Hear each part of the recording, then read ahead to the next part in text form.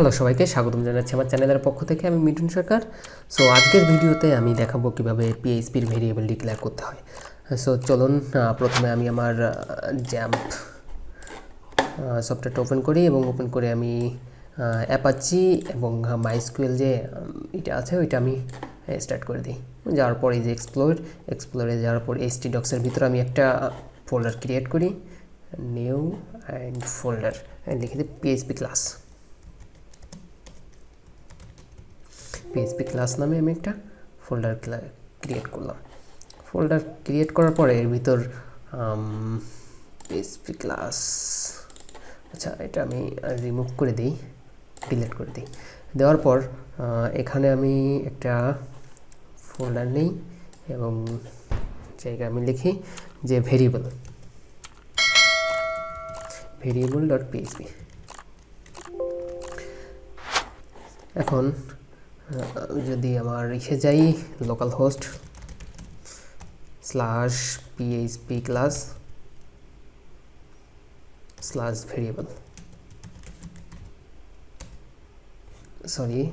/variable.php click করলে কিন্তু কিছু আসছে না। এখন আমি ওইটাকে আমি যে পিএইচপি ক্লাসটাকে তৈরি করেছিলাম ওইটাকে আমি আমার সাবলাইন টেক্সটে আমি ওপেন করাই। অনেক কিছুই আছে, এগুলো রিমুভ করে দিই, এটাও রিমুভ করে দিই, এটাও রিমুভ করে দিই। রিমুভ করে দেওয়ার পর পিএইচপি ক্লাসকে আমি জায়গা ইনক্লুড করে দিলাম।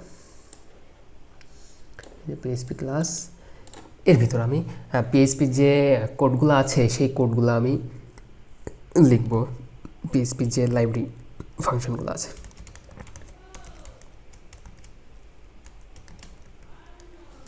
পিএইচপি এখন আমি একটা ভেরিয়েবল, যেহেতু আমরা এই ভিডিওতে ভেরিয়েবল সম্পর্কে আলোচনা করছি, সো ভেরিয়েবলকে ডিক্লেয়ার করার জন্য কিছু নিয়ম আছে। সেই নিয়মটা আসলে প্রথমে $সাইন দিতে হয়। আসলে আমরা জানি না যে ভেরিয়েবলটি কেন ব্যবহার করা হয়। ভেরিয়েবল ব্যবহার করা হয় সাধারণত ভ্যালুকে স্টোর করে রাখার জন্য। সাধারণত দেখা যাচ্ছে কোনো নামেই ভেরিয়েবলটি হয়ে থাকে। যেমন অনেক সময় দেখা যায় প্রোগ্রামে ভেরিয়েবল বারবার ব্যবহার করা হয়, কিন্তু সেই বারবার ব্যবহার করার ক্ষেত্রে দেখা যায় অনেক কোড লিখতে হয়। কিন্তু যখন আমি ভেরিয়েবল নিয়ে কাজ করব তখন অনেক কোড লেখার প্রয়োজন হয় না, যার জন্য অনেক সময় আর কি সেভ হয়। প্রথমে ভেরিয়েবল ডিক্লেয়ার করার জন্য আমাকে $সাইন লিখতে হয়। লেখার পর সাপোজ আমি লিখলাম যে নেম নামে একটি ভেরিয়েবল তৈরি করলাম, সাপোজ মিঠুন সরকার, আমার নামটি দেই। এখন আমার এজ, এগুলা ভেরিয়েবল, $সাইন দিয়ে যেগুলাই হবে এগুলো হচ্ছে variable. As suppose the 25, city is equal to Khulna. এখন যদি আমি এই ভেরিয়েবলটাকে ইকো করে দেখি, পিএইচপিতে আমরা সাধারণত জানি যে কোনো কিছু শো করার জন্য ইকো ব্যবহার করা হয়। সো এর জন্য ইকো দিই যে মাই নেম ইজ, আমি যে ভেরিয়েবলটাকে লিখেছিলাম $নেম অ্যান্ড মাই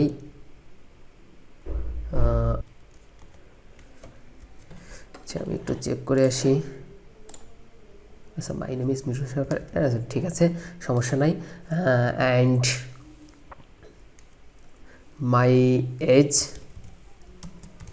ইজ $এজ and I am from $city।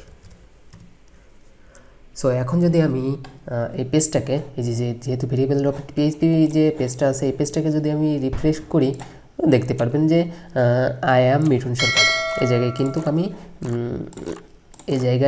I am $name, অর্থাৎ এই যে নেমটা দিয়েছি, নেমের ভিতর ভ্যালুটা কি আছে, ভ্যালুটাকে আমি ডিক্লেয়ার করে দিয়েছি I am Mithun Sarkar.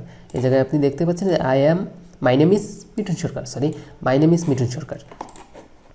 And my age is যেহেতু 25 আছে সেহেতু এই জায়গায় 25টা দেখাবে। আই এম ফ্রম খুলনা, খুলনাটা কিন্তু এই জায়গায় দেওয়া নেই, আমরা ভেরিয়েবলের মাধ্যমে কিন্তু ওইটাকে দেখিয়ে দিয়েছি।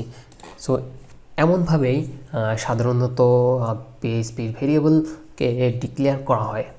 সো পিএইচপি ভ্যালিড কি আনভ্যালিড সেটা আসলে অনেকভাবেই হয়, করানো হয়।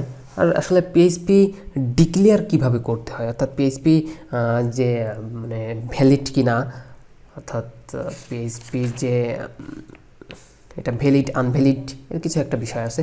যখন আমি $সাইন দেওয়ার পর সংখ্যা ইউজ করা যাবে না, যদি আমরা সংখ্যা ইউজ করি তাহলে এটা আনভ্যালিড হয়ে যাবে।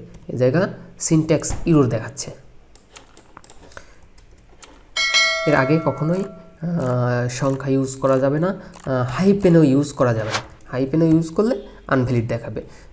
যদি আমি অ্যাড্রেট ইউজ করি তাহলে আমারও ওই আনভ্যালিড দেখাবে, সিনট্যাক্স এরর দেখাবে। কখনো স্পেস ব্যবহার করা যাবে না, হ্যাঁ, এগুলো হচ্ছে আনভ্যালিড। আবার এই জায়গায় আমি আন্ডারস্কোর ইউজ করতে পারি, এটা হচ্ছে ভ্যালিড। আবার দেখা যাচ্ছে এই জায়গার লাস্টে গিয়ে আমি সংখ্যা ইউজ করতে পারবো, কোনো সমস্যা নাই। তারপর হচ্ছে এই নামের ভিতর একটা আন্ডারস্কোর নেম এইসব দিলেও কোনো সমস্যা নাই, এগুলো ভ্যালিড। পিএইচপি সাধারণত 4 প্রকার। আজকের ভিডিও এই পর্যন্তই থাকলো। আগামী ভিডিওতে আমি পিএইচপি ভেরিয়েবল এর স্কোপ সম্পর্কে আলোচনা করব। পিএইচপি তে সাধারণত ভেরিয়েবল স্কোপ থাকে 4টি। এই আগামী ভিডিওতে আমি 4টি ভেরিয়েবল স্কোপ সম্পর্কে আলোচনা করব। So thank you so much for watching my video.